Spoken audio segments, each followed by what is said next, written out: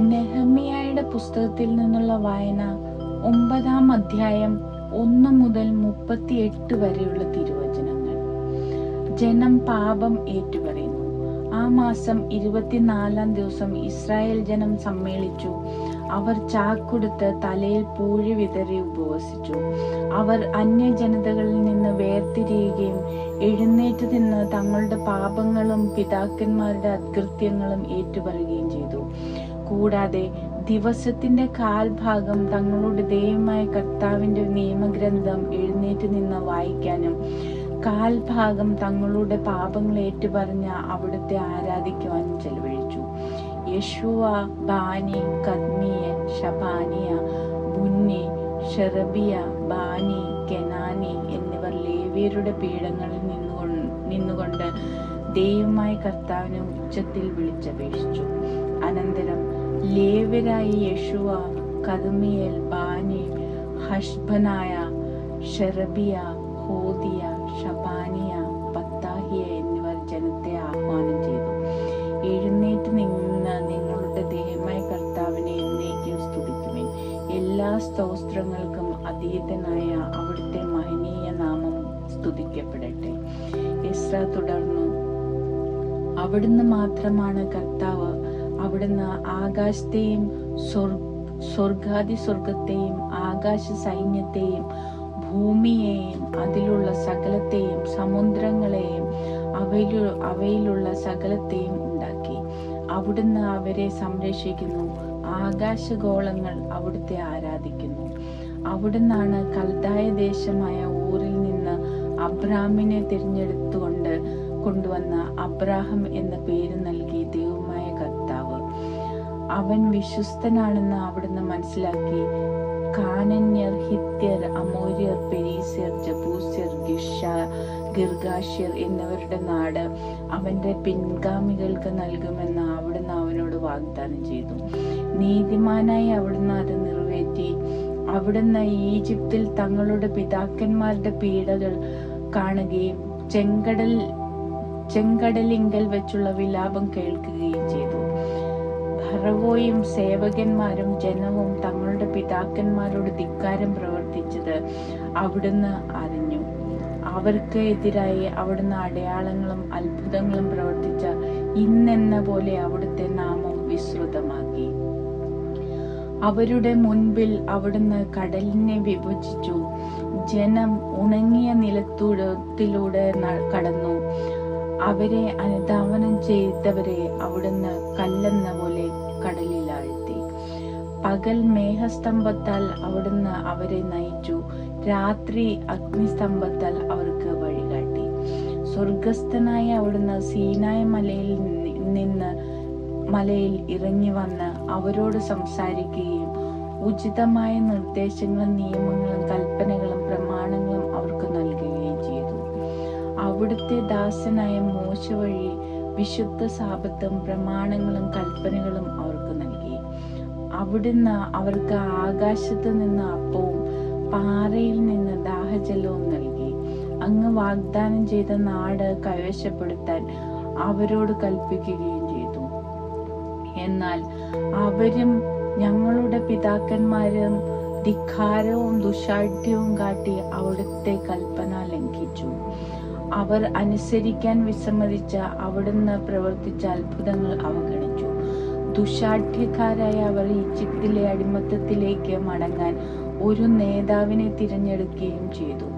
ക്ഷമിക്കാൻ സന്നദ്ധനും ദയാലുവും കൃപാനിധിയും ക്ഷമാശീലനും അളവറ്റ സ്നേഹത്തിന് ഉടയവനും ആയ ദൈവമാകിയാൽ അവിടുന്ന് അവരെ കൈവിടിഞ്ഞില്ല. അവർ ലോഹം കൊണ്ടുള്ള കാളക്കുട്ടിയെ ഉണ്ടാക്കി, ഇതാ നിങ്ങളെ ഈജിപ്തിൽ നിന്ന് മോചിപ്പിച്ച ദൈവം എന്ന് പറഞ്ഞ ഘോരമായി ദൈവത്തെ ദുഷിച്ചു. എന്നിട്ടും കാരുണ്യവാനായ അവിടുന്ന് അവരെ മരുഭൂമിയിൽ ഉപേക്ഷിച്ചില്ല. പകൽ അവരെ നയിച്ച മേഘസ്തംഭവും രാത്രി അവർക്ക് വഴികാട്ടിയ അഗ്നിസ്തംഭവും അവരെ വിട്ടുപോയില്ല. അവിടുന്ന് തന്റെ ചൈതന്യം പകർന്ന് അവരിൽ വിവേകം ഉദിച്ചു. മന്നായും ദാഹജലവും തുടർന്ന് നൽകി. 40 വർഷം അവിടുന്ന് അവരെ മരുഭൂമിയിൽ സംരക്ഷിച്ചു. അവർക്ക് ഒന്നിനും കുറവില്ലായിരുന്നു. അവരുടെ വസ്ത്രം ജീർണിച്ചില്ല, പാദം വീങ്ങിയില്ല. രാജ്യങ്ങളെയും ജനതകളെയും അവിടുന്ന് അവർക്ക് ഏൽപ്പിച്ചു കൊടുത്തു. ദേശമെല്ലാം അവർക്ക് അധീനമാക്കി. അവർ ഹെഷ്ബോൻ രാജാവായ സീഹോന്റെയും ബാഷാർ രാജാവായ ഓഗിന്റെയും കാര്യങ്ങൾ കൈവശപ്പെടുത്തി. ആകാശത്തിലെ നക്ഷത്രങ്ങളെ പോലെ അവരുടെ സന്തതികളെ അവിടുന്ന് വർദ്ധിപ്പിച്ചു. അവരുടെ പിതാക്കന്മാരോട് കൈവശമാക്കാൻ കൽപ്പിച്ചിരിക്കുന്ന ദേശത്തേക്ക് അവിടുന്ന് അവരെ നയിച്ചു. അത് അവർ കൈവശമാക്കി. തദ്ദേശവാസികളായ കാനാന്യരെ അവിടുന്ന് പരാജയപ്പെടുത്തി. അവരോടും അവരുടെ രാജാക്കന്മാരോടും ഇഷ്ടം പോലെ പെരുമാറാൻ അവിടുന്ന് തന്റെ ജനത്തെ അനുവദിച്ചു. സുരക്ഷിത നഗരങ്ങളും ഫലഭൂയിഷ്ടമായ പ്രദേശങ്ങളും അവർ പിടിച്ചടക്കി.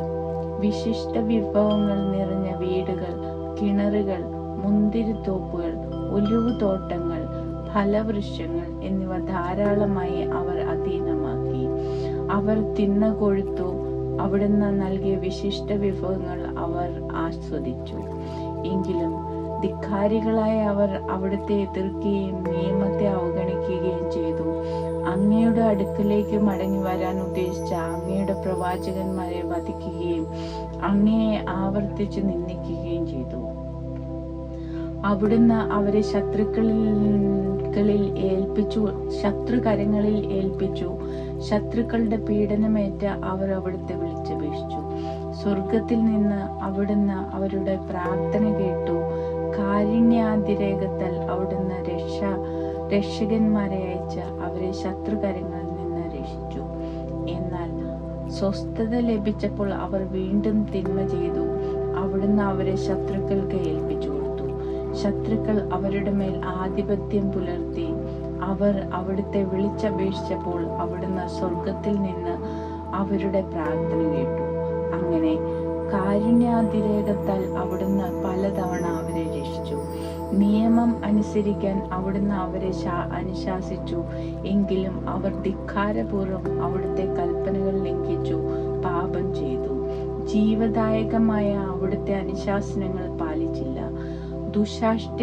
ദുശാഠ്യക്കാരായ അവർ മറുതലിച്ചു കൊണ്ടിരുന്നു. വളരെ കാലം അവിടുന്ന് അവരോട് ക്ഷമിച്ചു.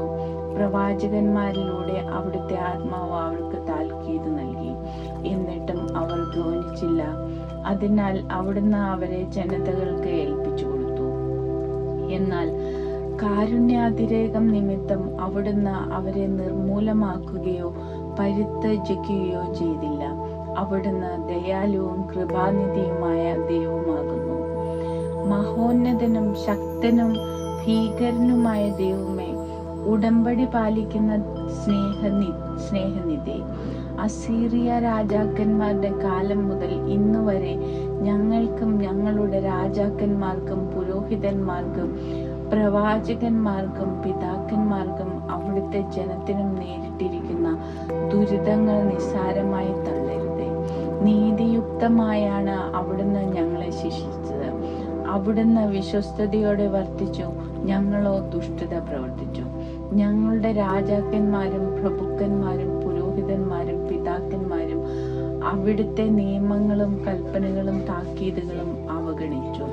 സ്വന്തം രാജ്യത്ത് വിശാലവും സമ്പന്നവുമായ ദേശത്ത് അങ്ങ് നൽകിയ സമൃദ്ധി ആസ്വദിച്ചു കഴിയുമ്പോഴും അവർ അവിടുത്തെ സേവിച്ചില്ല. ദുഷ്പ്രവർത്തികൾ ഉപേക്ഷിച്ചതുമില്ല.